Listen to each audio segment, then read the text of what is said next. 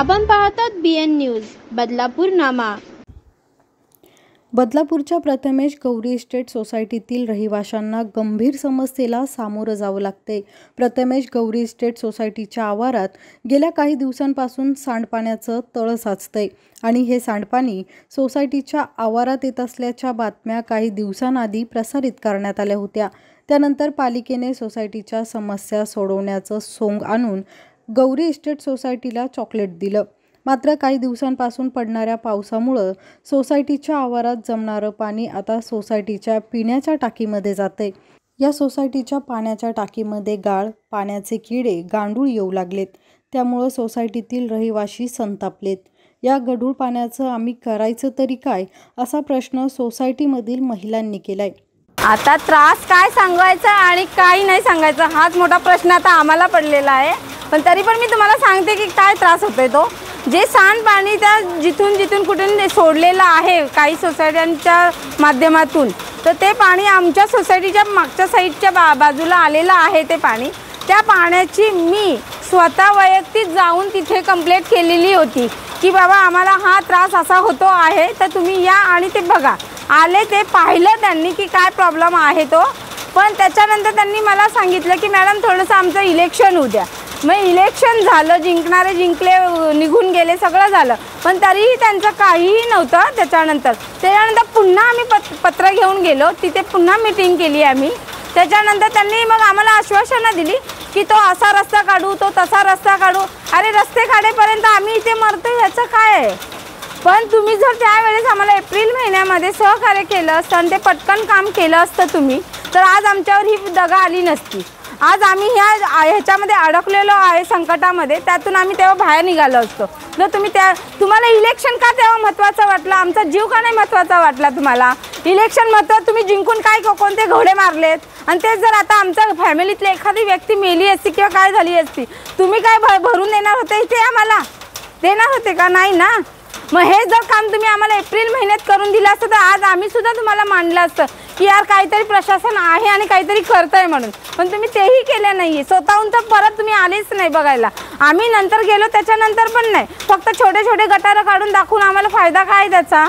पाणी जर काय जात पण नाही आणि काय होत पण नाहीये। तुम्हाला सांगितलं पंप लावा, ते पण तुम्ही केलं नाही। पंप लावून कुठे लावणार असे तुम्ही उत्तरं देता, तर असं होत नाही ना। मार्ग काढला तर सगळं होतं, पण तुम्हाला मार्गच नसेल काढायचा तर त्याला आता आम्ही करणार काय? पण आता आम्ही आमची जेवढी सहनशक्ती होती तेवढे आम्ही केलं, तुमच्याशी व्यवस्थित बोललो, तुम्हाला व्यवस्थित येऊन आमची व्यथा काय आहे ती मांडली आम्ही। पण तुम्ही काय त्याच्यावरती व्यवस्थित विचार करत नाही। जर पुढे आम्ही कोणती ॲक्शन घेतली तर सांगायचं नाही की तुम्ही हे का केलं म्हणून आम्हाला न विचारता, तर असं होऊ शकतं। त्यामुळे तुम्ही आत्ताच्या आत्ता लवकर हे करायचं।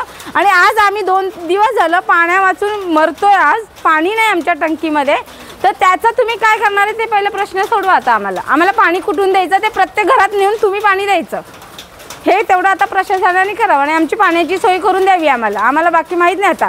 आणि ते पाणी लवकरात लवकर काढायचं आणि ते पण आम्हाला कायमस्वरूपी पाहिजे। तुम्ही म्हणताल हे 1 महिना 2 महिन्यासाठी नाही होणार, आम्हाला टेम्पररी आम्हाला नको आहे, कारण तुम्ही आता टेम्पररी काढणार आणि परत तो त्रास आम्हाला 2 महिन्यांनी होणार।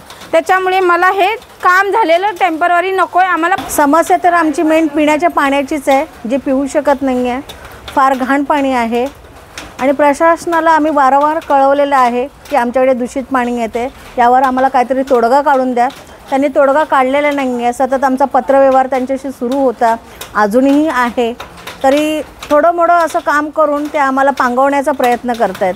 आणि जी ठोस समस्या आहे त्याच्यावर काय आम्हाला ते ठोस असं हे म्हणजे प्रबंध करून देत नाही आहे की आम्ही करतोच किंवा काय, फक्त आश्वासनं देत आहेत आणि पुन्हा गप्प बसत आहेत। परत ते असं वेळ मारून नेण्याची जी स्थिती असते ना, वेळ मारून नेणं, आज हे प्रशासन हेच काम करतं आहे। आणि आम्हाला असं वाटतं की आता हे बस झालं, आम्ही खूप सहन केलं आणि विनंत्या फार आम्ही नम्रपणाने त्यांना विनंत्या करून बोललेलो आहोत।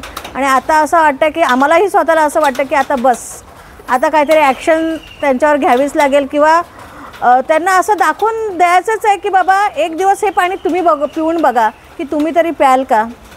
तुम्ही एक दिवस आमच्यासारखं एक दिवस तरी हे पाणी वापरून दाखवा, मग आम्ही तुम्हाला मानतो। पण बघूया आता त्यावर ते काहीच तोडगा काढत नाही। पण तुमच्या माध्यमातून आम्ही त्यांना हे कळवू इच्छितो की आता बस झालं, आता जे काय होईल ते सरळ आंदोलनाच्या स्वरूपात आम्ही तुमच्याशी गाठभेट होईल. आता सध्या तुम्ही कोणत्या प्रकारचं पाणी आणताय? आता सध्या आम्ही पाणी आणतो म्हणजे आम्ही आता काय जीव सर्वात महत्त्वाचा असतो, माणसाचा जीव वाचणं. आम्ही सध्या पाणी विकत घेतो आहे, तेही आम्हाला दररोज एवढं 4-4, 5-5 बॉटल एका फॅमिलीला घेणं परवडत नाही आहे खरं बघायला गेलं तरी आम्ही ते करतो आहे. त्यांनी एवढं तरी करायला पाहिजे होतं की बाबा चला तुमचं पाणी दूषित होतं आहे की आम्ही कोणत्या तरी प्रकारे तुम्हाला सहाय्य करतो. त्यांनी सहाय्य केलं पाहिजे होतं. तुम्ही हे पाणी काढत नाही तर नाहीच आहे, पण कोणत्याही प्रकारे तुमच्याकडून आम्हाला सहकार्य मिळत नाही आहे. पण तुम्ही त्याच्याकडे लक्ष द्या. नाही दिलं तर खरंच आमचा आक्रोश तुम्हाला पत्करावा लागेल. एवढीच कळकळीची विनंती आहे त्यांच्यासाठी. अशाच प्रकारचे नवनवीन व्हिडिओ आणि बातम्या पाहण्यासाठी चॅनलला लाईक, शेअर आणि सबस्क्राईब करायला विसरू नका.